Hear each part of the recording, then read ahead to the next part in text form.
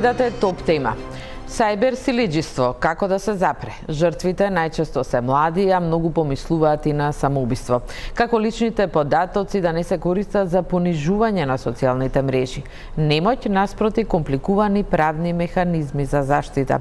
Во Топ тема вечерва дебатираат Ана Попризова, Елена Петровска и Дарко Аврамовски.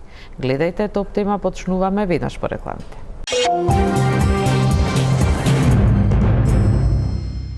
Добро вечер во Топ тема.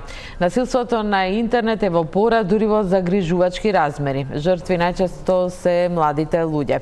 Дали државата ги заштитува? Како да се спречи ова силеџиство во онлайн просторот?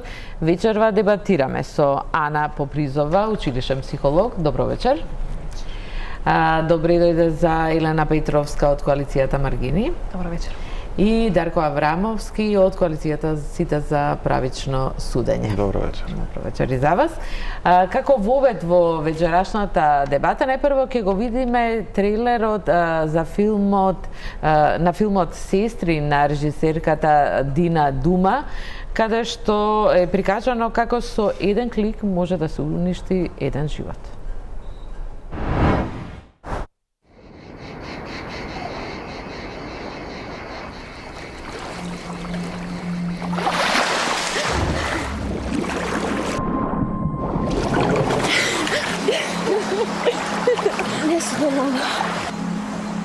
Ме нервира курва, нешто му се пуша на криз видео.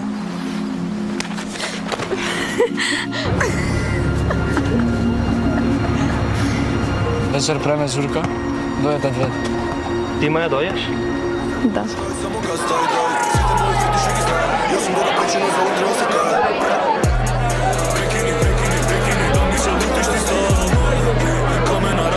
Да, брате ми. А шо ќе ме праш? Не, ништо. Ти ќе го постараш. Само еден клик. Толку. Како курвица?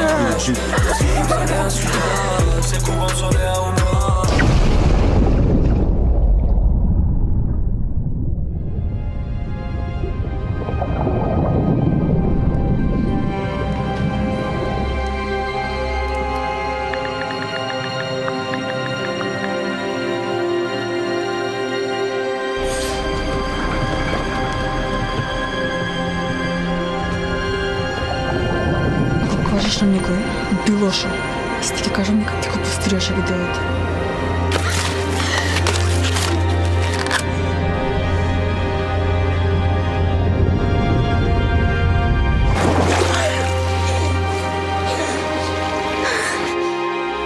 Речи ми дека никад не да мислиш.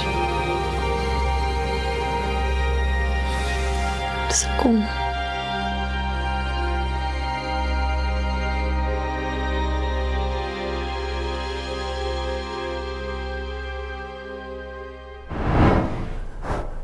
Да, потресна е приказната на Сестри, но Елена, тоа е секојдневие, покажуваат многу истражувања во вашите организации кога е во прашање насилството на социјалните мрежи.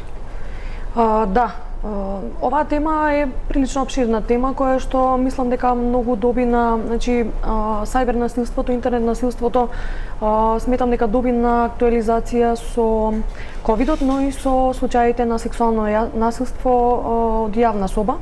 Јавна соба 1 и 2, јавна соба во Битола, јавна соба која што ги таргетираше жените ромки, јавна соба во регионот и така натаму, кога видовме во суштина како интернетот се злоупотребува за вршење на насилство врз жени и девојки. Дел од случаите добија некоја судска Но не е разресница. секогаш само врз жени, но најчесто жртвите се жени. Така е. Истражувањето кое што вчера на настанот кој што го организираше Хелсинскиот комитет за токму за темата сајбер насилство, разговаравме дека да, постои насилство на интернет кое што се случува и помеѓу момчињата. За жал во моментот го немам истражувањето да покажеме одредени бројки, но во останатите истражувања кои што постојат и на европско и на светско ниво се докажува дека таргетирани во поголем број се дефинитивно жените и девојките. Господјо Попризова, вие сте психолог во училиште, работите со средношколци. Што им се случува кога ќе станат жртви на вакво насилство? Па видете, бидејќи се работи за деца и млади, јас работам во средно училиште, но морам да кажам дека овие форми на злоупотреба и сајбер насилство се присутни уште и во основно образование, значи последиците се сериозни и зафаќаат многу различни сфери од личноста. Најпрвен се психолошки проблеми, значи од областа на когнитивните способности, намалена концентрација, се намалува училишниот успех, не може да се едноставно не може да учи, да усвојува нови знаења заради тој стрес и ради таа траума, може да е еднократно, може да е нешто што се случува во континуитет. Понатаму емоционалната сфера е зафатена, значи почнува да чувствува личноста која што е изложена на сајбербулинг и срам и страв, потреба да се изолира од околината заради тоа што има впечаток дека таа е во фокусот, се зборува за тоа, се шерува, да кажам, се споделуваат тие содржини. Тоа исто така ја нарушува и сликата за себе што младата личност ја гради, затоа што многу често е врзана и со физичкиот изглед, има различни со јавна соба и овие што емисии кои што на некој начин вршат злоупотреба на фотографии, на снимки различни, сето тоа остава трага и во емоционалната сфера и секако социјалните контакти се редуцирани, личноста има потреба да се повлече, ја намалува самодовербата оваа ситуација и доколку не се реагира, навистина може да остави сериозни последици и во некои случаи кај личности кои што не побарале помош или се, да кажеме, различни структури на личност имаме, може да предизвика и суицидални мисли, обиди за суицид и за жал има случаи во регионот на суицид на млади и на деца.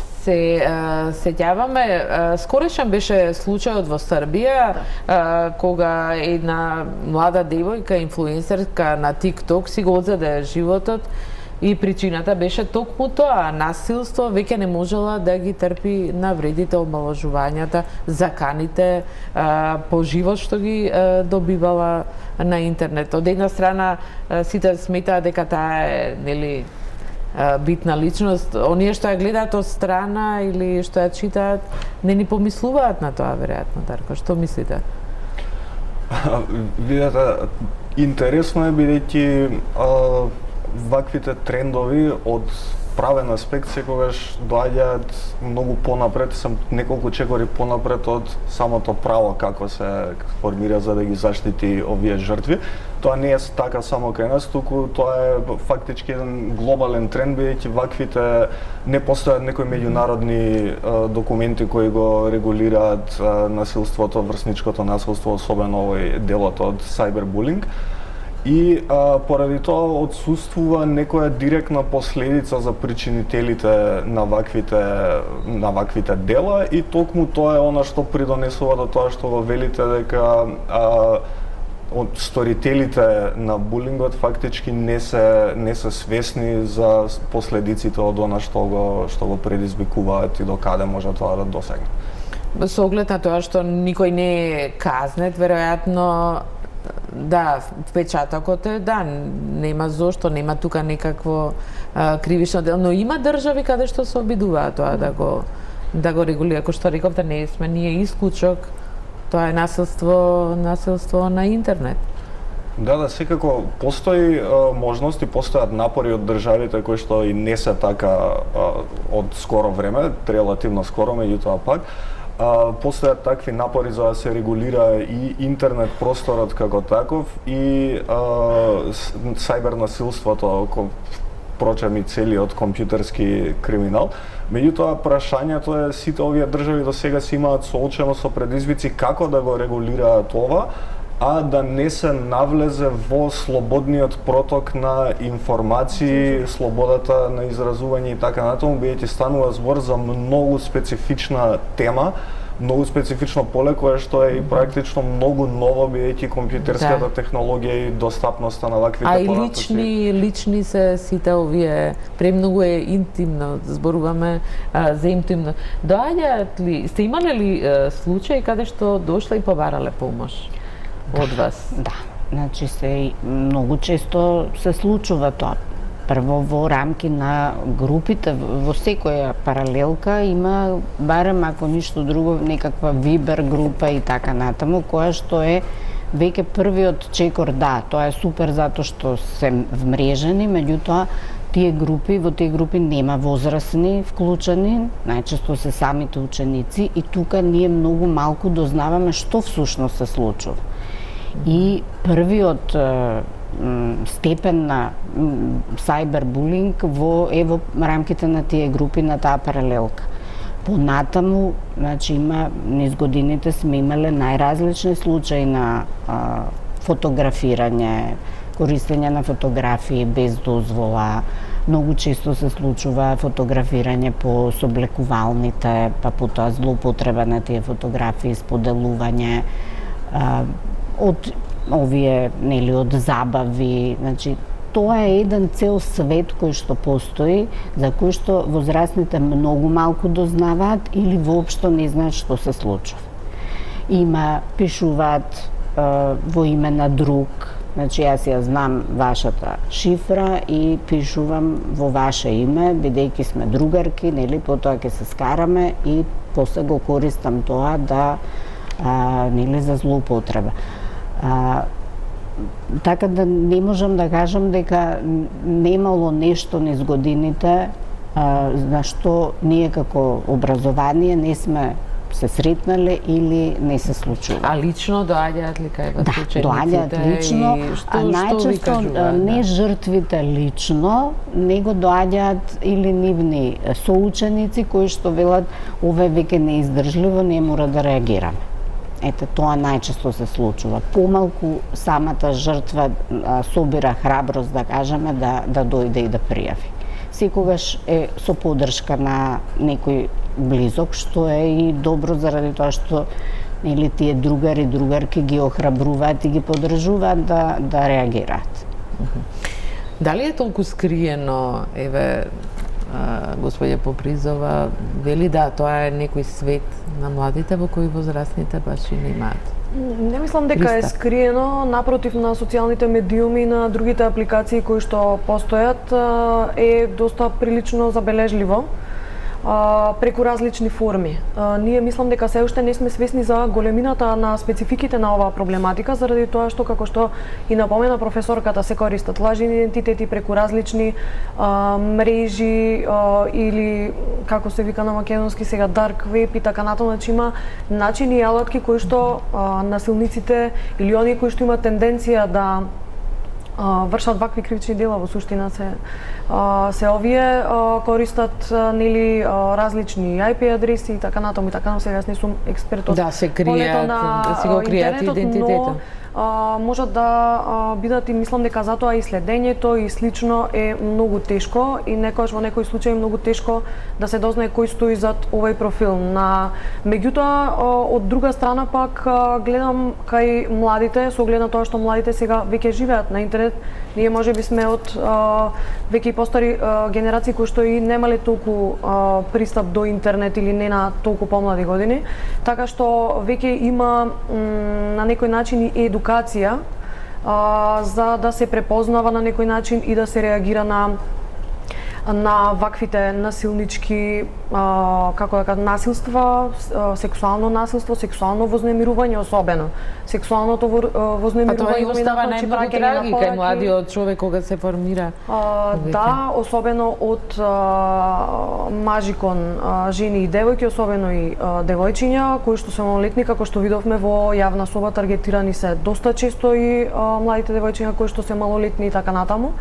Пребарувајќи материјали на интернет, навистина можете да најдете трагични случаи во светот и во регионот. На оваа тема баш гледав во Канада, исто девојка која што била во алкохолизирана состојба на некоја тинеџерска забава, е жртва на насилување од тројца машки, девојката во суштина не се сеќава на целиот чин, меѓутоа се буди и додека повраќа, додека се уште е силувана, потоа нормално излегува видео и фотографии кои што веднаш се споделуваат по медиумите во незиниот град во Канада и така натаму. Девојката после неколку недели се самоубива.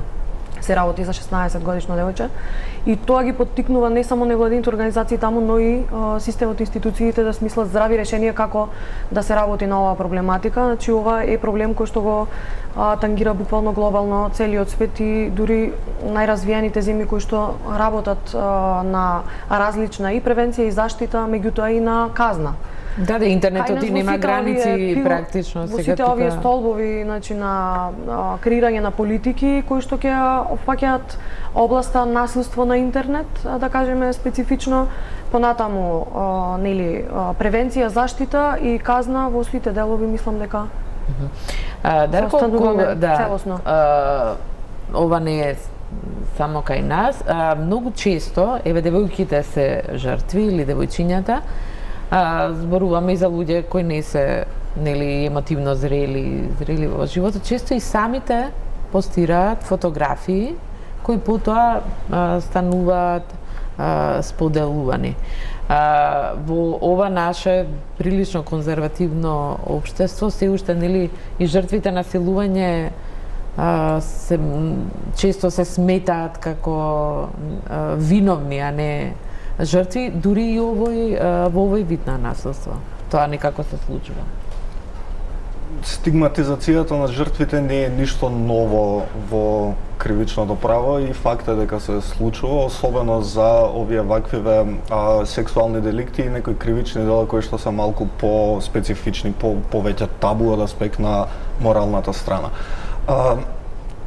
Она што го покренавте како прашање всушност е прашањето за дефинирање и регулација на интернет просторот, а тоа е всушност дека ние не знаеме што точно се социјалните медиуми, односно дали станува збор за медиуми во класична смисла на збора, дали станува збор за јавен простор налик на плоштад. Вие ако искочите на плоштад и зборувате јавно, нели се смета дека јавно сте и кажале сите работи, или станува дел за приватно катче на секоја индивидуа на интернет просторот. Тешко дека е приватно ако имате пристап, мислам и со сите заштити лесно се стигнува до таа приватност. Барем јас мислам дека се помоце можеме да збориме за приватност. Токму така, меѓутоа тоа е најчесто заблудата, особено кај младите луѓе кои не се доволно едуцирани со оваа тема, кои не се свесни дека постирањето на слики на социјалните медиуми значи всушност нивно јавно објавување. Со тоа се смета дека тие слики се веќе јавно објавени, се јавно достапни и буквално секој може да ги види и може да ги споделува, секако се додека не навлезе во нарушување на авторските права, барем според она како стојат законите кај нас моментално. Зошто девојчињата објавуваат такви фотографии, па и видеа?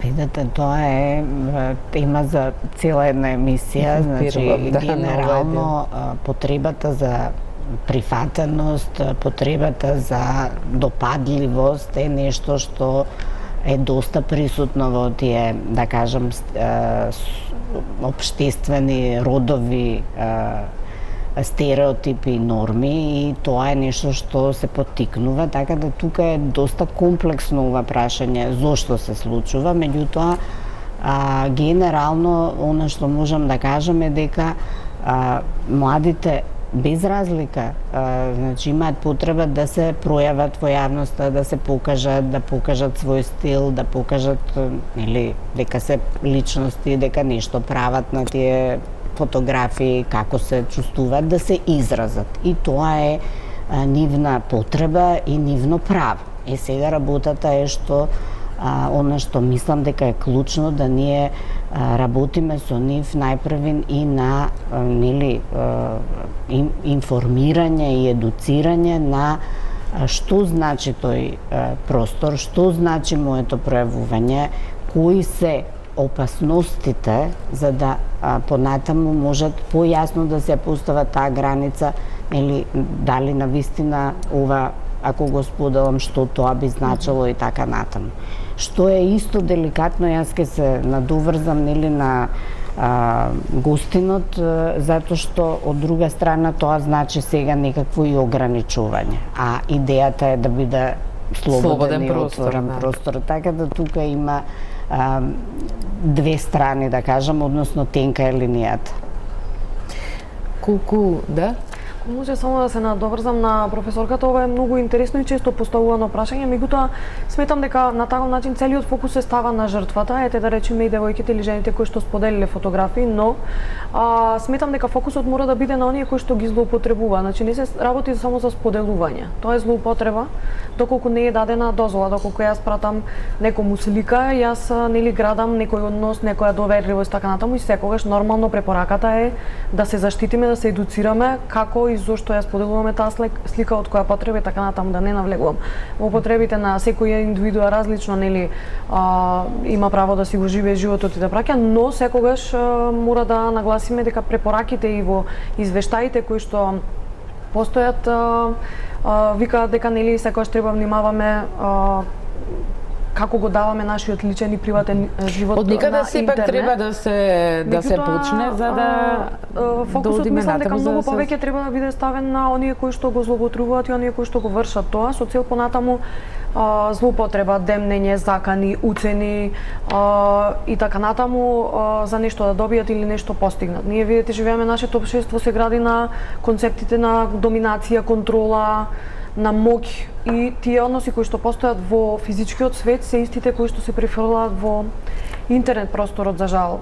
Мислам дека пред повеќе години интернет сферата беше прецепирана како простор кој што ќе овозможи некое поздраво, подемократско градење на односите, ќе биде заштитнички настроено кон автономијата на жените, на девојките и така натаму, на индивидуите, би рекла. Меѓутоа се испоставува дека не е така и дека со огромна брзина нели се шират овие работи, а како што зборуваме, системот и институциите се прилично инертни. Зошто има толку говор на омраза? Затоа што живееме во општество кое што е многу толерантно на насилство и еден аспект на тоа е говорот на омраза. Сега кога е даден нели со ваков можност без регулатива на социјални мрежи, тоа веќе станува навистина премногу интензивно. И јас не знам, значи тоа непостоење на регулатива сигурно уште повеќе, затоа што кругот е тој. Ако е општеството насилно, се префрла или на што кажуваше на социјални мрежи. Од социјалните мрежи се генерира во општествениот живот во сите сфери. Сега се вртиме во тој круг без постоење на некаква посериозна регулатива. Како има ли некаква регулатива? Веројатно има. Меѓутоа, што насилниците вака лесно се извлекува, дури не се ни свесни дека прават кривично дело? Станува збор за два проблеми. Едното е регулативата сама по себе, а другото е имплементацијата на регулативата во пракса. Мора да напоменам дека кога станува збор за санкционирање на ваквите дела, особено овој компјутерски криминалитет е многу запоставен, ретко кога е санкциониран, ретко кога е детектиран и воопшто кога е процесиран. Сега, еден од проблемите зашто е тоа така е бидејќи немаме многу кривични дела кои што се поврзани со криминал, кој што е поврзан со врсничко насилство створено преку интернет, па дури и било какви закани и вознемирувања преку интернет треба да бидат од некоја многу посериозна природа за да бидат квалификувани како кривични закани дела. по живот, Да. закани безбедносни. Да, и проблемот е што за овие полесните кривични дела и особено за оние случаи каде што станува збор за прекршоци, фактички органите на прогон треба да покренат цел еден механизам кој што се користи, например, за откривање на компјутерски измами, компјутерски криминалитети и така натаму,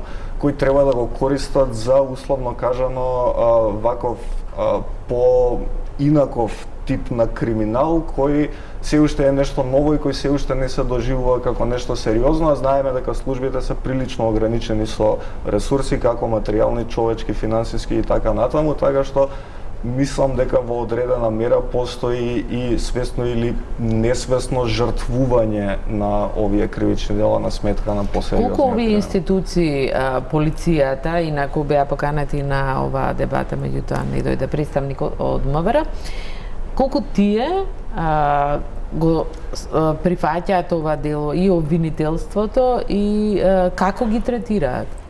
Како им пристапуваат, со каква сериозност? Ќе го земам за пример случајот јавна соба, бидејќи тоа е единствениот практично случај, да, и во емисија на неколку наврати. Конкретно осудените лица таму, односно не знам дали е правосилна се уште пресудата, се извинувам, беа обвинети конкретно за дистрибуција на порнографски материјал со малолетници. Тоа е така затоа што останатите дела кои тие ги направија практично по нашиот закон не можат да се подведат да видат како кривични дела и токму поради тоа и отсуствува и одговорност во останатите вакви случаи кои се и пријавени, меѓутоа кои не биле процесирани до крај, бидејќи регулативата кај нас е така рестриктивна, што смета дека како компјутерски криминалитет треба да биде земено само некое многу сериозно кривично дело, од овој аспект кога станува збор за ваквото споделување на интимни фотографии и слично, немаме некоја јасна регулатива. Како што семејното насилство не се сваќаше, нели, долги години кога се пријавуваше, се дури не има трагичен крај или навистина жртвата трпи многу. Го споменавме случајот јавна соба, еве едно сведочење, Ана, една од девојките чија фотографија се нашла во групите на Словени како јавна соба, таа споделила фотографија на личниот Инстаграм профил, потоа била преземена и поставена на Телеграм, но и покрај фотографијата имало и лични податоци, телефон. Еве дел од нејзиното сведочење кое го преземаме од Радио МОВ. Значи, почнав да добивам пораки и повици на мојот мобилен, на Viber, на WhatsApp, потоа на Messenger и на Instagram. Не знаев што се случува, не знаев од каде доаѓа сето тоа. Се додека наредниот ден не добив скриншот од мојата слика, затоа што мојата слика не само што беше објавена во јавна соба, туку тој некој што е таму направи скриншот и ја препратил на сегде кај што стигнал, и тоа веќе знаете како оди, нели, сите си го препраќаат еден на друг. Не знаев што да правам, значи испаничив, се преплашив, никогаш досега не сум доживела такво нешто. И отидов во одделот за сајбер криминал да пријавам во Скопје. Им ја покажав сликата, ги покажав пораките, повиците, мислам, кажав дека нели све тоа имам, дека ги имам со име и презиме луѓето кои што мене ми звоне и кои што мене ми пишуваа. Меѓутоа, кога они слушнаа дека јас сум полнолетна, односно дека имам 28 години, ми рекоа дека законот во нашата држава не може, дека они ништо не можат да направат, бидејќи законот во нашата држава е само за малолетниците, за ваквите случаеви. Јас во тој момент се почувствував толку безпомошно и бесна, што не знаев, стварно не знаев што да направам и каде да се обратам. Изгубив секаква надеж, многу се разочарав, видов дека во држава не постои правда, дека ако ние имаме над 18 години, дека немаме никаква заштита. Токму поради тоа, луѓето се осмелуваат на вакви работи, затоа што знаат дека никој ништо нема да им направи. Во тој момент си отидов, не знаев што да правам, не знаев кај да одам, ништо. Малку се повлеков еден ден, но потоа одлучив да си продолжам со животот, иако пораките и повиците не престана и се уште не се престанати. Да, тоа беше Ана. Верувам дека има многу Ани во нашата држава кои се жртви на вакво насилство. Велите малолетниците се само заштитени. Дали и тие се заштитени, бидејќи што тогаш може да поднесе ако еве во случајот малолетник е жртва на вакво едно насилство? Случајот беше, како што реков, беше процесиран токму поради тоа што имаше малолетници, како што кажа, и самата Ана, веројатноста дека случајот немаше да биде воопшто процесиран доколку немаше инволвирано. Беше процесуиран и заради притисок од јавноста. Ана беше потоа на еден од протестите за овој случај, да не беше објавен во медиумите, исто така верувам дека немаше да добие епилог. Добре, тоа би биле спекулации, бидејќи истрагата беше отворена од претходно, набрзо после протестот следеше обвинителниот акт, и иако е индикативно, се слагам, меѓутоа сметам дека би било спекулација да кажеме дека не би бил процесиран воопшто, особено затоа што факт е дека во случајот имаше жртви кои што се малолетни, а таквите кривични дела кај нас барем се уште се сваќаат прилично сериозно.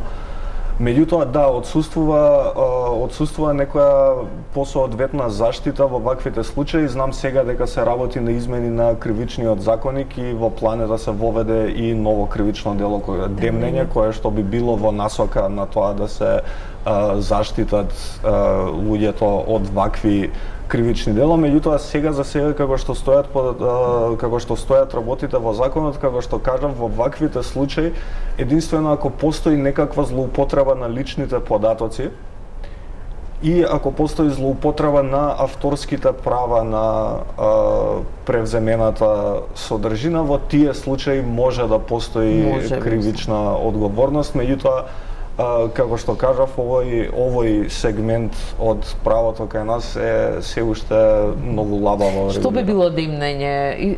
Во случајот како Ана би можела да пријави, вели со име, презиме веќе, и тогаш кога би било тоа кривично дело, би можело да заврши на суд, претпоставувам, но тоа уште не е готово. Да, таа вели не се само деца малолетници и возрастни. Да. Сме имале случаи да се уват за совет или правна помош и жени жртви на демнење, што можат да превземат и најчесто и самите превземаат и се борат за поттикнување на законски измени. Ќе видиме законот кои препораки и амандмани ќе ги прифати. Нашите правни тимови даваат секогаш предлози за унапредување на легислативата, па останува да видиме дали ќе се прифатат предлозите во од моментов невладиниот ништо сектор. не може, така одете и пријавите во полиција, ќе поминете како многу тешко и баш пред неколку дена или минатата недела беше и како краток исповед на адвокатката која што ја бранеше жртвата на јавна соба во Битола. Баш читав за нејзиното искуство, можете да го прочитате и да видите со какви препреки се соочувала и самата жртва, значи нема поддршка ни од средината, ни од своји пријатели, самата адвокатка, односот на службеници и така натаму. Потоа може да се свати, имаме и интервјуа во вестници од други адвокатки кои што работат на одбрана на жртви на семејно насилство, сексуално насилство и така натаму. Да. Мислам дека се соочуваат со лавиринти во самите институции, тежина да се докажат овие процеси, мислам дека се многу специфични, така што барат доста време, а мислам дека нашите институции немаат многу волја да афирмативно некако да делуваат во ваква насока и брзо да ги разрешуваат, да бидат на страната на жртвата во смисла да има не виктимизирање, ами разбирање. Средината многу брзо ги отфрла жртвите, тоа е средината, нашата средина е многу нетолерантна, многу е полна со стереотипизирање и многу често се случува да малолетните жртви се прилично изолирани, осамени. Од една страна се случува никогаш и семејствата да не може да проценат сериозноста и тие да дополнително ја на некој начин отфрлат жртвата и навистина можам да кажам дека и во таа сфера сега последниве години мислам дека е подобра состојбата, не постои систем на психолошка поддршка на жртвите, туку се препуштени најчесто сами на себе и како ќе се снајдат. Има некои од невладен сектор организации кои што тука даваат поддршка, но дека постои, мислам не постои систем организиран од државата. Споминавте дека најчесто другарите, најблиските на жртвата доаѓаат да ви доаѓаат кај вас. Да. Што правите вие по тоа? Потоа правиме цела една акција на активности кои што ги преземаме, затоа што во училишен контекст, кога се случува овој тип на насилство и било кој тип на булинг, тоа е нешто што системски се решава, значи не може само психологот да отиде да го реши, туку е потребна поддршка, па се вклучува целата паралелка, родителите доколку е потребно, наставниот кадар. Во некои по сериозни случаи имаме добра соработка и со МВР, со центри за социјална работа послаба, но се обидуваме, секако семејството се вклучува, да направиме мрежа која што ќе значи прво прекинување на насилството, а потоа и надминување на конфликти доколку има и така натаму. Се работи и со жртвата, се работи и со сторителот, во училиште што направил и така. Има подобрување и во делот на законската рамка за основно образование, затоа што се изготви еден правилник кој што на вистина мислам дека на стручните соработници им е од помош за постапките, значи што може да се направи во различни ситуации, во различни степени на насилство. Очекуваме да слично нешто се воведе и во средното образование, така да кажам дека за нијанса има поместување на ова поле. Во голем дел се работи доста, значи на превенција. Добро, да зборуваме повеќе за конкретни случаи. Како реагираат родителите? Жртвите на ова насилство, бидејќи е често поврзано со сексуално искуство и така натаму, им кажуваат на своите родители или пак не им кажуваат?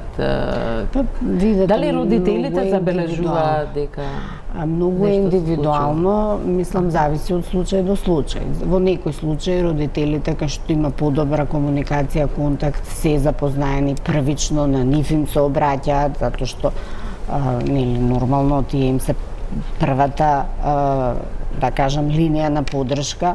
Во некои случаи секогаш во разговор, во договор со детето, со жртвата, како да кажам, правиме стратегија што ќе се преземе, за да се информираат родителите и така натаму и така натаму. А што со семејствата на насилниците? Секако, значи сите се вклучени. Сите се вклучени. Кога ќе им кажете, нели, ниту едните, ниту другите знаат што се случува најверојатно со нивното. Па добро, тоа е процес и на информирање и на прифаќање на состојбата и на прифаќање на фактот дека и на тоа дете кое што сторило насилство му е потребна поддршка, помош, работа со него и така натаму. Не оди баш така, веднаш лесно, некојаш има родители кои што негираат, не прифаќаат, па потоа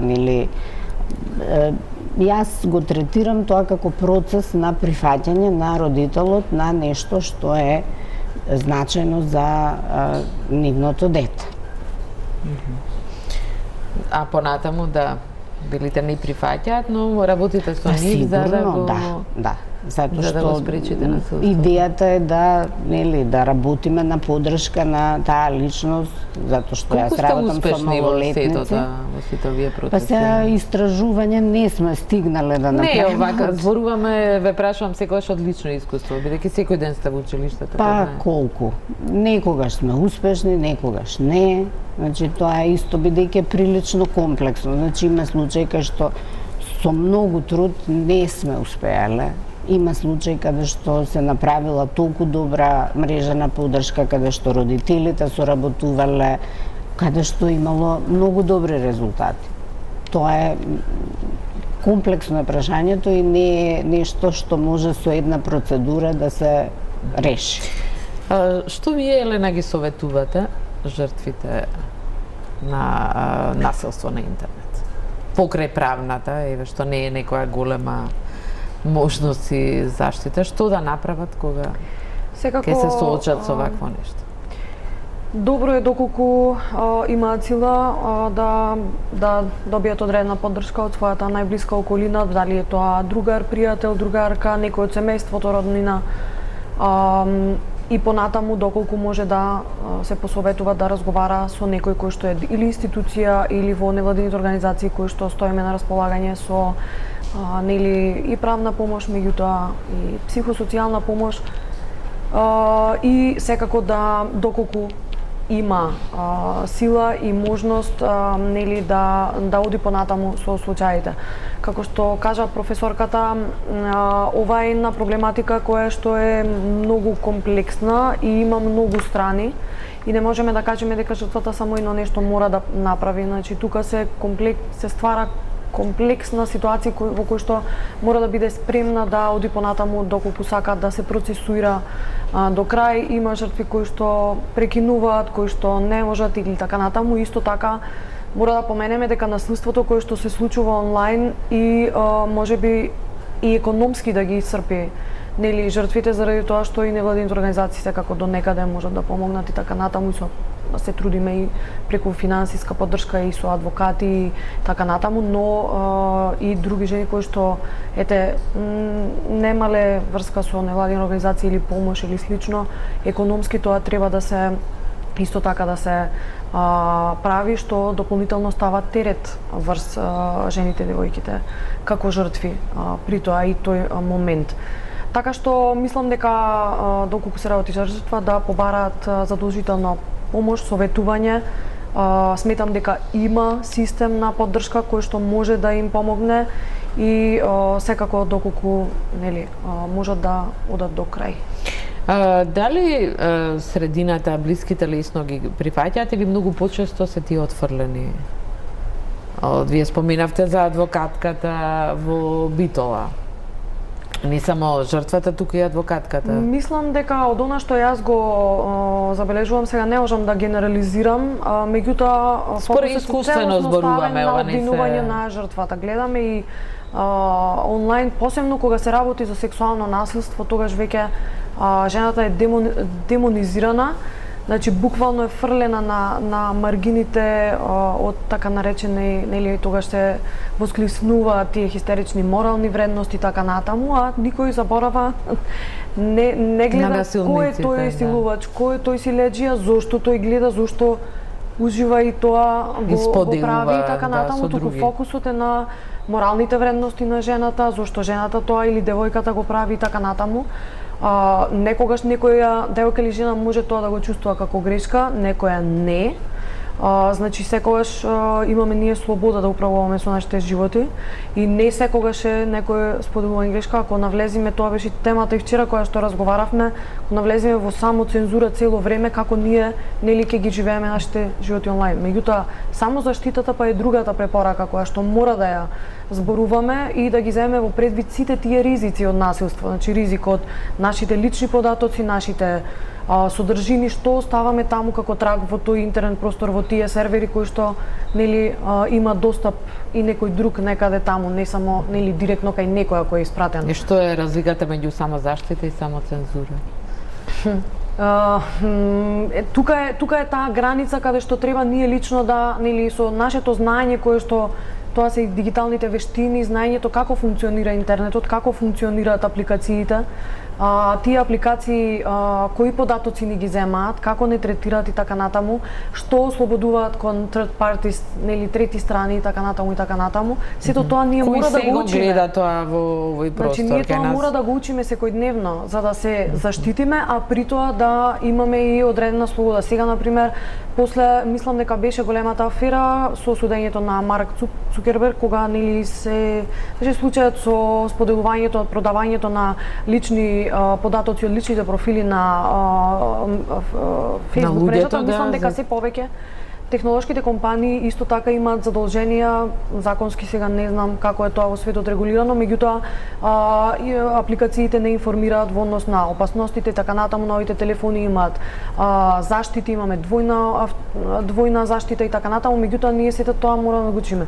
И сега рачунете дека имате категории на граѓани кои што можеби не знаат доволно јазик, тоа за нив е премногу комплицирано, дури и за мене за Да, некои има и работи апликации родителите да ги како следат децата, родителите, меѓутоа не например, значи дека да знаат. ги советуваат своите деца или така натаму кога можеби тие немаат доволно информации и слично, како ги користат тие мрежи и така натаму. Јас гледам вака и по мои пријатели дека им дозволуваат на своите малолетни деца да имаат профили на Инстаграм или на Фејсбук и некогаш сум зачудена заради тоа што сепак Иако на Facebook и на овие стои дека тоа не треба деца да се по прави. 13 години не смеат да имаат профил. Пауза за реклами и се враќаме на дебата.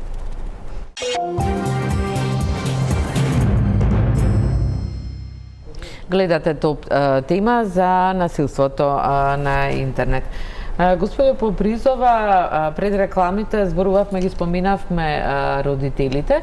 Дали родителите знаат што е насилство на интернет? Дали тие можат на нивните деца да им пренесат или Па јас не верувам многу дека знаат и мислам дека малку знаат и за тоа што децата прават на социјалните мрежи. Тие најчесто се на тие блогери, сега јас многу не го следам, значи тоа се креатори на некое јавно мислење на младите. И не сум сигурна дека родителите баш имаат увид што нивните деца следат, а многу често по тоа што можеме да видиме на социјалните мрежи дека самите родители споделуваат фотографии од нивните деца и така натаму, би рекла, можеме да заклучиме дека е ниско на нашите простори познавањето на социјалните мрежи, што значи безбедно користење на социјалните мрежи и дека исто така тоа е едно поле на кое што треба да се едуцира јавноста и верувам дека и оваа емисија е во таа насока да малце ги отвориме овие теми и да ги заинтересираме родителите да проверат, да разговараат, да се информираат што ги интересира нивните деца, што следат, кои се тие активности, кои се тие апликации и така натаму. да, кој знае што ќе откријат. Како да, ако нема закон, да веруваат во судството дека ќе добие некој епилог? Не мора жртвата да е малолетник, може да е родител на малолетник. Секој може да биде жртва на ова насилство. Да добива секакви закани и да биде уценуван заради фотографија, видео, скришно и така натаму. Сега, ако нема, судството мора да одлучува врз основа на закон. Ако нема закон, не може да се смета дека има кривично дело. Да земеме случај ако некој скришно, без знаење, без дозвола, снимил видео од некоја содржина што е навистина експлицитна, да речеме, сексуален акт или нешто и уценува некој друг. Како, така. Што треба жртвата да направи? Вака, ако станува збор за уцена, тоа веќе е кривично дело кое што може да се пријави и по кое што институциите кај нас ќе постапуваат онака како што постапуваат. Доколку станува збор за неовластено снимање, сметам дека тоа се гонеше по приватна тужба, односно обвинителството нема да го превземе гонењето, туку треба вие самите да поднесете тужба во судот против лицето кое неовластено ве снимало. Ако не знаете кој е непознат сторител. И тогаш тогаш е навистина многу тешко и тоа е како што кажав проблемот со кој што се соочуваат и нашите институции. Ваква слична дискусија имавме со Комисијата за заштита и спречување од дискриминација, кои кажа дека практично се ограничени во извршувањето на својата превентивна улога преку изрекување на прекршочни санкции, токму поради тоа што не може да се открие идентитетот на лицата кои преку интернет ги споделуваат и ги вршат ваквите дела, бидејќи немаат ингеренции на навлезот во системот и да ги извлечат вистинските податоци на лицето кое го користи конкретниот профил, компјутер или така натаму. Како што кажав, органите на прогон, оние механизми за пронаоѓање на таквите сторители користат кога станува збор за сериозни кривични дела, како компјутерски криминал, измама, перење пари и така натаму. Да, повеќе за тоа отколку за вакво некое насилство или закана која е само напишана или јавување или така натаму. Елена, ми споменавте, вие сте биле жртва на вакво насилство на интернет? Да, пред неколку години, 3 или 4 години, меѓутоа континуирано со оглед на тоа што го работам, континуирано во одредени периоди сум жртва на вербално вознемирување на социјалните медиуми и тогаш веќе почнав да се интересирам за оваа тема со цел само да се заштитам, бидејќи јас не споделувам никакви експлицитни содржинија, сум жртва заради тоа што сум активистка и работам за правата на ЛГБТ и луѓето и така натаму и други маргинализирани заедници и говорот и сум жртва и на говор на омраз и заедно со други колеги кои што сме жртви покренавме постапка, меѓутоа за жал безуспешна, иако еклатантен пример за говор на омраза што е кривично дело и за тоа се одговара. Што ви се случуваше? Закани се по живот, по безбедност и слично, на тоа се да речеме после изјави на медиуми најчесто, после пишани изјави на медиуми во коментари каде што се надоврзуваат и каде што буквално истурат најразлични коментари. Не велиме дека навредите или слично се говор на омраза, си има по дефиниција што е говор на омраза и така натаму. Во инбокс, да кажеме, тоа е веќе следната приватни пораки, каде што тука веќе содржината навлегува во закана, во заќутување, замолчување, закани дека нешто некој ќе ми направи физички, дека ќе ме заколи и така натаму и така натаму, мешање на семејството.